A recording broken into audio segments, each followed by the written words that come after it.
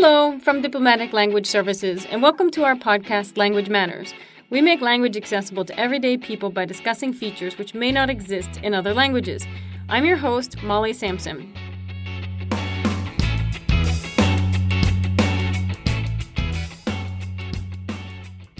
Welcome to this episode of Language Matters. Our podcast today is about Pashto.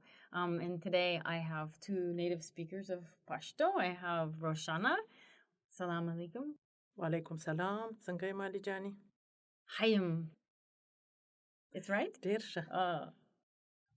Manana.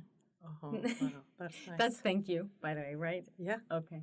And I also have Faradun. Faradun, welcome. Thanks for being here. Assalamu alaikum.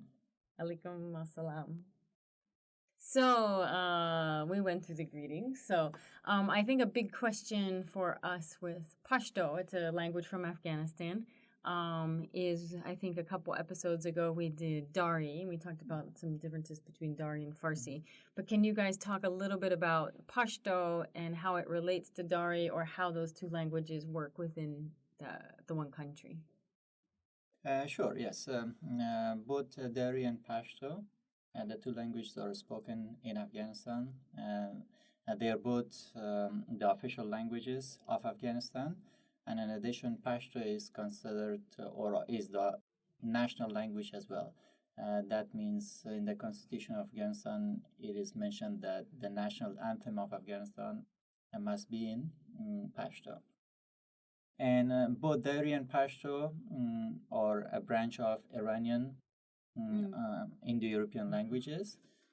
So Pashto is spoken not only in Afghanistan, but also in Pakistan by a fairly large number of people. So basically, what happened was the Pashto tribe spoke Pashto and they kind of split. That is correct. The border. So there's the same ethnic group, correct? That is correct. Yeah, Okay. it's been about a century that they've been split. I see. So how different are the Pashtos between Pakistan Pashto and Afghan Pashto? In Pakistan, Pashto is like Eastern Pashto. We have three different dialects in Afghanistan, like South, East, and Central. The Pakistani Pashto is like we call Pashto in over there in Pakistan. It's like East side of Afghanistan, like Kunar Jalalabad and Jalalabad and Laghman. They have the same pronunciation, the same dialect, like this side of Afghanistan. They have Pashto is same. We know each other, but some alphabet word is different. But we know You can understand it's we mutually understand each intelligible. other. Okay. Yes. Can you tell me about? Roshana, you speak the Southern dialect, correct? Yes. And you speak more of a. I'm more of Central and Eastern. Central Pashto and Eastern Pashto, these two are very similar in pronunciation, but they are different from the Southern Yes. Pashto. So Southern is the most distinctive one. Correct. Oh, can you tell us a little bit about the differences between? Is usually in the class I say the South is the modern Pashto because we use many Dari words. But in East, so the South has a lot of Dari influence? And we call soft Pashto. It's a little bit softer than Eastern. So can you tell me specifically what some differences are between the different dialects? So what are some words or some sounds that are different that you guys would use? For example, the two the main differences I would say between Southern and Eastern Pashto are one, pronunciation, second, some vocabulary words. For example, when it comes to pronunciation, the word good in Eastern Pashto is, which I speak, is I would say kh, and in the Southern Pashto, And we say sh. so it is the kh sound and the sh sound. Or another example could be another sound, the word for hungry Woge. And we say worry. Okay, it sounds Mm. pretty different, but you guys can understand each other. Yes. Very easily, yes. I It's see, I it's see. we understand each other, but it's just we speak our own way. I see.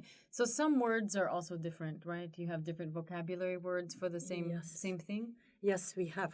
Like in Eastern say waguri for people. And we say khalak. Mhm. Oh, okay. So it's totally And totally it's different. totally different. Is it where the word comes from? So you said you use a lot of Dari words. Is that the difference, or it just happens no, to be a it's not different Dari. word? It's just Pashto. Two different words from two different. I see. I see. And the dairy influence would be the word apple. In Eastern Pashto, we say mana, and And we say sep. Sab. which is a Same. dairy word. I see. I see. Sep is Okay. in Dari, yeah. Okay. How much influence do you have in either dialect or in the language in general of English? Do you see more English coming into the language? It's a good question. Like as Roshana Jan spoke about Pashto in Pakistan, it looks like Pashto in Pakistan is more influenced by Urdu and especially English than Pashto in Afghanistan. But of course, with the new technology, Pashto is in Afghanistan is also influenced. For example, the words PowerPoint Oh, or the okay. words office for Windows. All these words are Oh, mostly okay. used in Pashto, either Do you in call Afghanistan them? or Do you Pakistan. call the thing a mouse? Yes, we call it a mouse. We do not translate it To the word for mouse. for in- mouse. Yes, Okay. So you just say mouse and keyboard. correct. Okay. Okay. Interesting. Um. So we kind of skipped over the script, but can you tell me a little bit about the script that you use to write Pashto? From, yes, Pashto we write from right to left, Similar to Arabic. similar to Arabic, yes. And we have in Pashto almost 45 alphabet letters. I think 28 is coming from 28 we have from Arabic, and then the rest is in Pashto. I see. So is it much harder to learn the writing Pashto than Arabic? I would say yeah, because there are about 16 more sounds or additional sounds that you would need to learn, especially for English speakers. Some of the retroflex sounds that we have in Pashto might be like something new to learn. So obviously it will take longer. For example, in Arabic, we have the sound r. But in Pashto we have ra. In addition to it, we have the retroflex. That means you roll your tongue back and pronounce it, and that will become ra. And ra does not exist in English, so this could be a bit challenging for an English speaker to learn Pashto. I see. I see.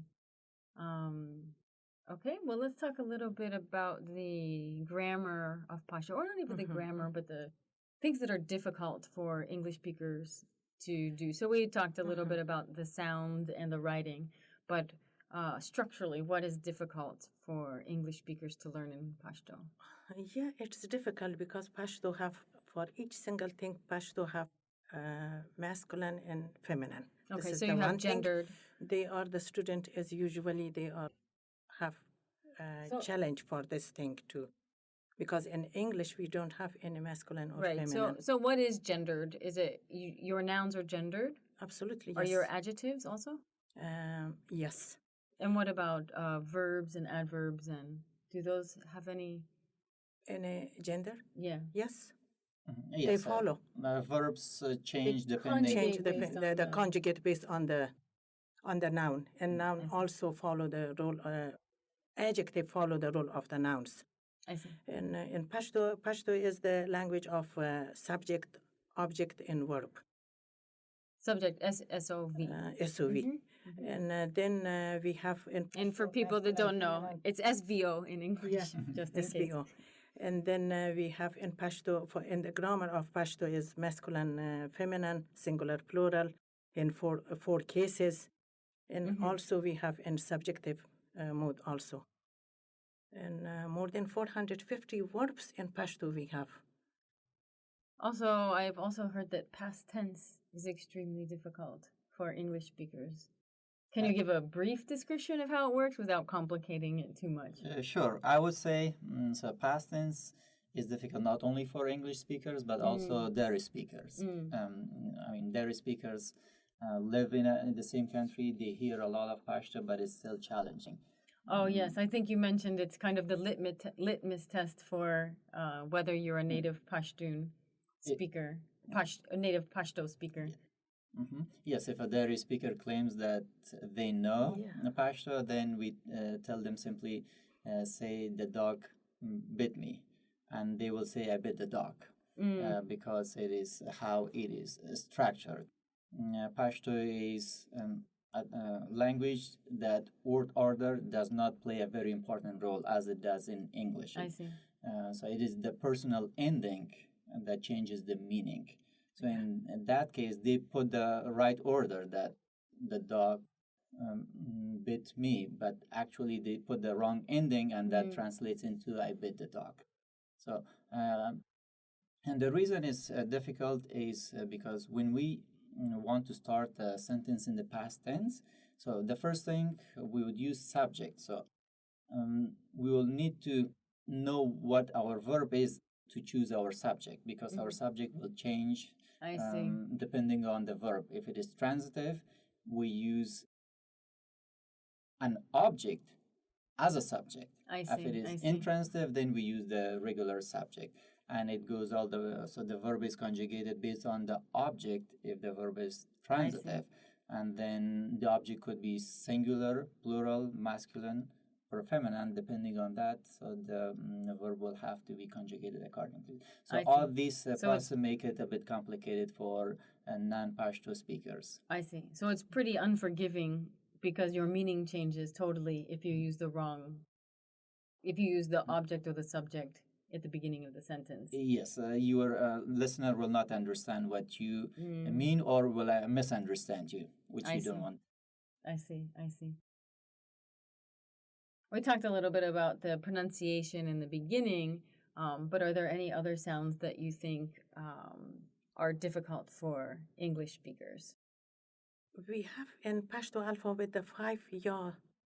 The pronunciation of these ya, and sometimes it's very difficult for non-speaker Pashto, is because meaning is totally different, and pronunciation is very close to each other. I see. Because the 5 ya is one is masculine, feminine, plural, and singular, and then the last one is the ha sound, the amza sound. This one is challenging for them. So what is the difference between the 5 yas, the way you pronounce them? Can you... We call them all as ya, but the meaning is different. But is the sound always the sound is, yes. The sound is different. One is E sound, double E sound. One is O U sound. One is O Y sound. Do you have a word yes. that you can use as an example? Yes. And the feminine is shkale. But can you give me a word where the sound that gives me the sound over and over again? Yeah, sarai. Yeah, for example, one example could be the last sound in the word sarai, which means man as singular, and then sari, the last sound would be pronounced e, and it is the plural form. But then for the other sounds, we have to use different words. So we do not have one word that will has the same sound. Yes, for all of them. But the reason it's become challenging is native speakers usually pronounce it, of course, very easily. But when it comes to writing, even native speakers have difficulty putting the dots correctly because because they have always pronounce it the correct way, but when it comes to writing, they may have difficulty. It's like native English speakers writing, trying to spell words. It's like to spell the word compliment and compliment with an I and E. So yeah. Okay. And then the meaning is totally different. Okay. So I have also heard in Pashto poetry and proverbs and kind of very the culture is very embedded in the way you speak the language. Can you tell me a little bit more about that? Uh-huh. Yes, Pashto has a rich of proverb, verbs in poems, and it's very close to the culture. And we have many of them, and we call Pashto Shiruna or Pashto Mataluna. And I can give the proverb, the example of Al-mar padvugutu napatiji. This is in Pashto. The meaning of that is the sun cannot be hidden by two fingers. The sun? The sun. The sun can't be hidden with two fingers. Two fingers. The meaning is you cannot hide from the truth. Okay. Like Makes we sense. just Maybe put we really two need to finger use on that the sky, nowadays, right? and then we say there is no sun. Okay. Next time I hear somebody lie, I'm going to use that in English, not Pashto. It's worth to mention that the first, Pashto script traces back to 8th century AD, and the first script is a poem. And it's a very strong poem. It talks about bravery of the Afghans. So you could see that how popular poems are in Afghanistan. And also, I may add another proverb, because we usually, when we speak in Afghanistan, whether it's a politician or a doctor or a religious person, they usually use proverbs. For example, another proverb could be "Wobub dang nebiligi." That means you cannot split or separate water with a stick. Like if you put a stick in between water, you will not split. The meaning behind is that you cannot separate people by saying certain things or by bringing up certain issues with them, but they will still all be united. I see. So it's sort of the unit is very important, and you can't separate Pashtuns from, well, people or families or whatever from each other.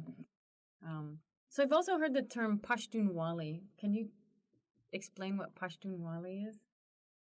Yes, Pashtuns are very proud of their Pashtunwali. That's why you may have heard of it.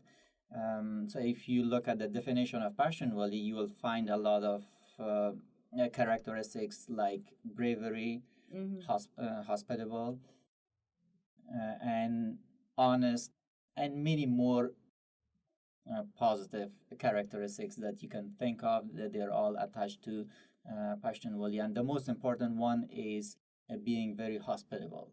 I see. If you are my guest, then I'll protect you with my life, no matter what. I see. Well, that's not a bad trait to have. So, well, thank you very much, Manana Roshana. Thank you. Manana Faradun. Manana, that's Nahamana. Thank you for joining us for this episode of Language Matters. To our listeners, you can continue the conversation by tweeting us at DiplomaticLS, or you can find us on Facebook by searching for Diplomatic Language Services.